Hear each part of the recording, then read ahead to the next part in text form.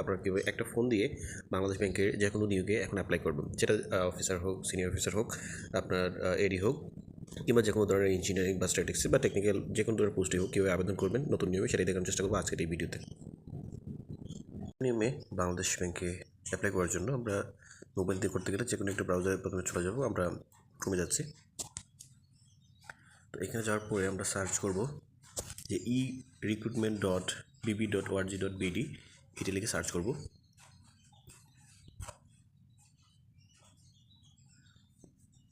তারপর এখানে আমি যদি একটু বড় করে নিই, আচ্ছা স্ক্রিনটা প্রথমে যেটা করবেন, এখান থেকে ক্লিক করে এই যে দেখেন ডেস্কটপ সাইট আছে, এটা মানে ডেস্কটপ সাইটটা অন করে নেবেন ক্লিক করে, তাহলে ভিডিওটা সুন্দর পাবেন বা কাজ করতে সুবিধা পাবেন। তারপর অনলাইন অ্যাপ্লিকেশনে আমরা ক্লিক করব। অনলাইন অ্যাপ্লিকেশনে ক্লিক করার পরে যদি বুঝতে অসুবিধা হয় তাহলে আপনারা একটু জুম করে নেবেন। এই যে এখানে আছে অনলাইন অ্যাপ্লিকেশন, এখানে ক্লিক করে অনলাইন অ্যাপ্লিকেশনে ক্লিক করবেন। আচ্ছা এখানে দেখেন দুইটা নিয়োগ আছে, দুইটা সার্কুলার আছে। তো সার্কুলারগুলো আপনারা পড়ে নেবেন, বুঝে নেবেন কোনটাতে অ্যাপ্লাই করবেন কিংবা সবগুলোতে অ্যাপ্লাই করবেন কিনা সেটা আগে থেকে দেখে নেবেন। তো যে কোনো একটা অ্যাপ্লাই দেখছি আমরা, তো এক্ষেত্রে ধরেন অ্যাসিস্ট্যান্ট ডিরেক্টর আইসিটি, এটাতে অ্যাপ্লাই করবো। তো তার জন্য আমরা যেটা করবো, এখানে অ্যাপ্লাই অনলাইন, এটাতে ক্লিক করবো। এখন হচ্ছে এখানে আসার পরে আমি যদি স্ক্রিনটা একটু বড় করি তাহলে দেখেন জব আইডি নাম্বার দেওয়া আছে। এখন হচ্ছে কি আপনি সিভি দিবেন, সিভি আইডেন্টিফিকেশন নাম্বার দিবেন এবং পাসওয়ার্ড দিবেন, দিয়ে এই যে সাবমিট বাটন আছে এটাতে ক্লিক করবেন। তো আমি হচ্ছে কি আমার সিভি আইডি এবং পাসওয়ার্ড দিয়ে লগ ইন করার চেষ্টা করছি।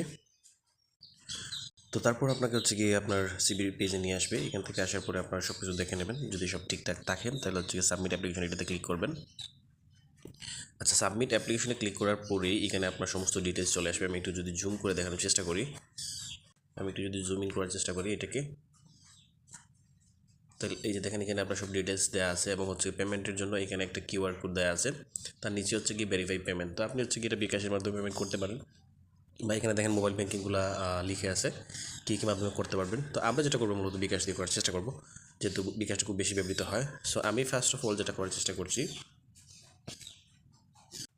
দেখেন এখানে যে আমার কিউআর কোডটা দিছে, তো আমার কিউআর কোড স্ক্যান করতে গেলে কিন্তু হচ্ছে গিয়ে আরেকটা মোবাইল লাগবে যেটা বিকাশ আছে, কিন্তু আমার এক মোবাইলই সব কিছু, এই মোবাইলই বিকাশ বা যত ধরনের ব্যাঙ্কিং আছে সব কিছু মানে হতে পারে আপনার ক্ষেত্রে। তো ধরেন আমার এই মোবাইলে আমার হচ্ছে বিকাশ বা যাই বলেন বা এখানে যতগুলো নির্দেশনা দেওয়া আছে সব আছে। তো আমি কী করবো, এটারে আমি একটা স্ক্রিনশট নিয়ে নিব। আপনার ফোনের যে বাটন আছে কিংবা স্ক্রিনশট যদি উপরের দিকে থাকে সেটিংসে, সেখান থেকে আপনি হচ্ছে এটা স্ক্রিনশট দিয়ে নেবেন। আমি একটা স্ক্রিনশট নিয়ে নিচ্ছি। এইবার আমি এই কিউআর কোডটা অন্য একটা স্ক্রিনে নিয়ে যাব।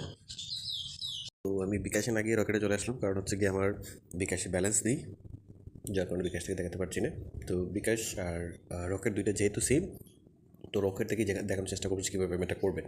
মানে আপনি বিকাশে যান, রকেটে যান, পেমেন্ট যে বেসিক নিয়মগুলো সমান। তো এক্ষেত্রে প্রথমে এখানে পিন দিয়ে দিবেন, তারপরে এখানে লগ ইনে ক্লিক করবেন। তো পিন দিয়ে লগ ইন করছি। তো দেখেন এখানে নিচে একটা অপশন আছে যে কিউআর স্ক্যান, এই যে এই জায়গাতে। তো আমি স্ক্যান কিউআরে ক্লিক করবো, এটা এলাও করে দিচ্ছি। আচ্ছা তো আমি অলরেডি আমার কম্পিউটারে ওই যে আগে বললাম যে আমি স্ক্রিনশট নিয়েছি, সেটা কম্পিউটারে আমি রেখে দিয়েছি, যেহেতু আমি স্ক্যান করা লাগবে, সেই ফোন থেকে স্ক্যান করাটা একটু কষ্ট।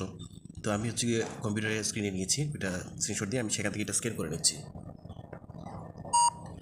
এই যে দেখেন এটা আমার স্ক্যান হয়ে গেছে, আমার সব কিছু এখানে দেখাচ্ছে। তো এখানে আমি নেক্সটে ক্লিক দেবো এখান থেকে।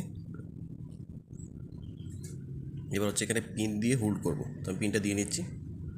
এবার আমি এখান থেকে পেমেন্টটা করে দেবো। এবার হচ্ছে গিয়ে আমি এখান থেকে রিসিপ্টটা নিব। তো আমি হচ্ছে গিয়ে রিসিপ্টে ক্লিক করছি।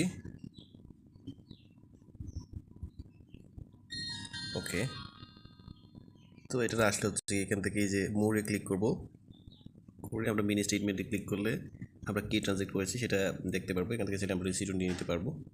আচ্ছা রিসিপ্ট না নিলেও সমস্যা নেই, আমরা এখান থেকে দেখতে পাবো যে আমরা কোথায় দিয়েছি। আমাদের হচ্ছে গিয়ে ট্রানজ্যাকশন আইডিও দিয়ে দিয়েছে। তো এবার হচ্ছে কি আমরা পেমেন্টটা ভেরিফাই করে নিব। সো এখানে নিচে ভেরিফাই পেমেন্ট অপশন আছে, আমি এটাতে ক্লিক করছি।